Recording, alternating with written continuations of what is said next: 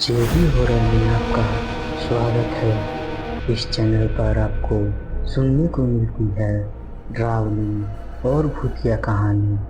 अगर आपको ऐसे ही वीडियो देखना पसंद है तो इस चैनल को सब्सक्राइब करना ना भूलें। तो अब बढ़ते हैं कहानी की ओर। घनघोर अंधेरी रात में सुहाग के सेज पर बैठी आंचल अपने पति का इंतजार कर रही थी। तभी दरवाजा खुलने की आवाज से वह चौंक जाती है। रमेश अंदर आता है। रमेश, सुनो, यह शादी मेरी मर्जी के बगैर हुई है। मैं तुम जैसी काली लड़की से कभी शादी नहीं करना चाहता था, लेकिन मेरे माता पिता ने न जाने तुमने क्या देखा। यह कमरा मेरा है, तुम बराबर वाले कमरे में चली जाओ और वहीं सो जाना। आंचल के पैर तले जमीन खिसक गए। वह इतने अरमान सजाए बैठी थी।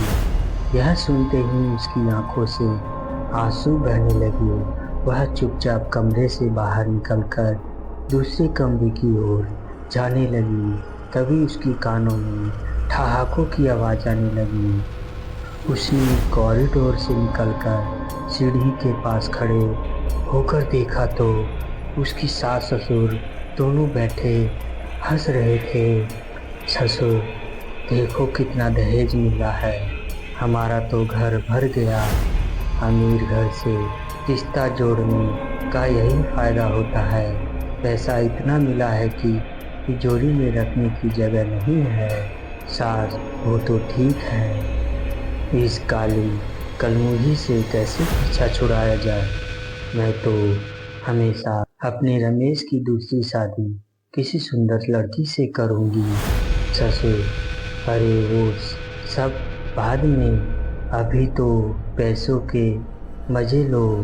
और वह घर में नौकरानी की तरह काम करती रहेगी। आंचल को गहरा सदमा लगा। मेरे पापा से ये सब कितने मीठे बनकर बात कर रहे थे। पापा ने मेरे रंग के कारण ही इन्हें इतना दहेज दिया था। वो पैसों से मेरा खुशी खरीदना चाहते थे। उन्हें पता लगेगा तो ना जाने क्या बीतेगी। वह दूसरे खाली कमरे में पड़े पलंग पर बैठी रोती रही। ना जाने कब उसकी आंख लग गई। सुबह वह उठकर नीचे चली गई। सास, बहू तू अपने मायके फोन कर दे, वो तुझे पग फेरे के लिए आज ही ले जाए। यहाँ हम तेरी मुंह दिखाई कर नहीं सकते, सब हमारा मजाक उड़ाएंगे। आंचल चुपचाप ऊपर आकर फोन करने लगती है। उसके पापा आकर उसे ले जाते हैं। घर जाकर वह किसी से बात नहीं करती, अपने कमरे में जाकर रोती रहती है। शाम को उसकी ससुराल से कोई उसे लेने नहीं आता। आंचल को बहुत गुस्सा आता है। वह चुपचाप स्टोर रूम से चूहे मारने की दवा पी लेती है और अपने कमरे में पहुंच जाती है। कुछ देर बाद वह खड़े होकर इधर उधर देख रही थी। वह अपने आप को बहुत हल्का महसूस कर रही थी। तभी वह देखती है सामने उसका ही शरीर पड़ा था। वह एक आत्मा बन चुकी थी जिसकी मुक्ति बहुत दूर थी। यह कष्ट तो जिंदा रहने से भी ज्यादा परेशान करने वाला था। वह सीधे अपने ससुराल पहुंच जाती है। वहाँ उसके सास ससुर रमेश को जेवर और रुपया दिखा रहे थे। रमेश, मुझे आप लोगों पर गुस्सा आ रहा था, लेकिन अब समझ आया आपका ये प्लान था। तभी उन्हीं कमरों में जोर से हवा चलने की एहसास होता है। कमरे की सारी खिड़कियां बंद थीं। उसी समय सामने दीवार पर लगी घड़ी नीचे गिरकर टूट जाती है। कमरे की लाइट भी धीरे धीरे कम होती जा रही थी। पलंग पर पैसे और जेवर बिखरे पड़े थे। तभी रमेश के मोबाइल पर फोन आता है।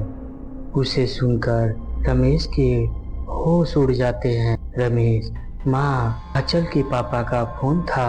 वो बुरी तरह रो रहे थे। आंचल ने जहर खाकर खुदकुशी कर ली। सास, चलो अच्छा हुआ खुद ही पीछा छूट गया। चल अभी तो वहाँ चलते हैं। कुछ दिन बाद मैं तेरी पसंद की लड़की से शादी करा दूंगी। तीनों दरवाजे की ओर चल देते हैं, लेकिन यह क्या, दरवाजा अपने आप बंद हो जाता है। सास, कौन है? तभी कमरे में अंधेरा सा होने लगता है। कमरे की रोशनी अपने आप कम होने लगती है। ससुर, अरे खिड़की खोलकर किसी को आवाज लगा दो, दरवाजा बाहर से बंद है। तीनों दरवाजा को धक्का देने लगते हैं। दूसरी ओर पलंग पर पड़े नोटों में आग लग जाती है। पूरा बिस्तर जलने लगता है। जेवर भी उसमें पिघलने लगते हैं। यह देखकर तीनों डर जाते हैं। तीनों एक दूसरे को पकड़कर खिड़की की ओर जाते हैं, लेकिन यह क्या, खिड़की भी नहीं खुलती। कमरे में धुआं भरता जा रहा था। सास ससुर का खांस खांस कर बुरा हाल था। रमेश उन्हें नीचे बैठा देता है। वह खुद दरवाजा खोलने की कोशिश करता है। पलंग की आग बुझ चुकी थी। सब थोड़े सी सुलग रही थी। तभी किसी ने रमेश का पैर पकड़कर खींचा। रमेश गिर गया। उसके सिर में गहरी चोट लगी थी। उसकी मम्मी पापा को कुछ दिखाई नहीं दे रहा था। रमेश अपने आप को छुड़ाने के लिए छटपटा रहा था। तभी उसने देखा कि खिड़की के पास सफेद कपड़े पहने आंचल खड़ी थी। वह जोर जोर से हंस रही थी। आंचल, क्यों, दहेज चाहिए ना? रख लो दहेज, मैं तुम्हारे बेटे को साथ ले जाऊंगी।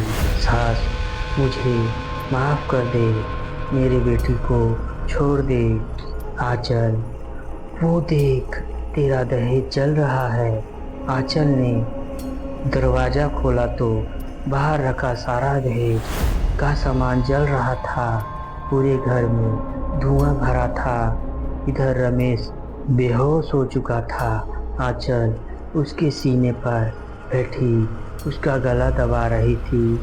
कुछ देर तक रमेश पैर पटकता रहा, फिर वह दम तोड़ देता है। यह सब देखकर रमेश की मम्मी पापा बेहोश हो जाते हैं। जब उन्हें होश आता है तो सामने पुलिस इंस्पेक्टर खड़ा था।